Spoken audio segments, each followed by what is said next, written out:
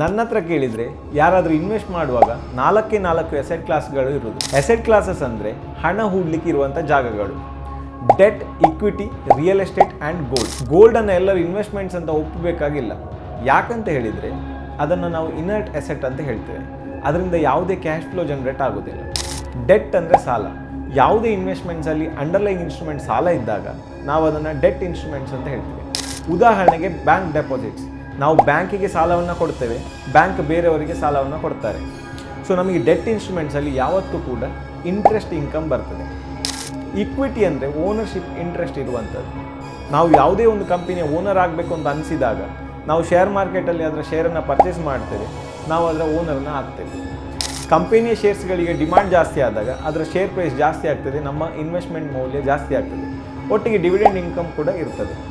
Real estate investments ಅಂದರೆ ನೀವು ಒಂದು ಜಾಗದಲ್ಲಿ ಇನ್ವೆಸ್ಟ್ ಮಾಡುವಂಥದ್ದು. ಒಂದು ಜಾಗದಲ್ಲಿ ಇನ್ವೆಸ್ಟ್ ಮಾಡಿ ಅದರಲ್ಲಿ ರೆಂಟಲ್ ಇನ್ಕಮನ್ನು ಪಡೆದು ನೀವು ಹಣವನ್ನು ಮಾಡುವಂಥದ್ದು. ಸೊ ರಿಯಲ್ ಎಸ್ಟೇಟ್ ಇನ್ವೆಸ್ಟ್ ಮಾಡಿ ರೆಂಟಲ್ ಇನ್ಕಮು ಇರ್ತದೆ, ಜಾಗದ ಪ್ರೈಸ್ ಜಾಸ್ತಿ ಆದಾಗ ನಿಮಗೆ ಅದರಲ್ಲಿ ಇನ್ಕಮ್ ಕೂಡ ಬರ್ತದೆ.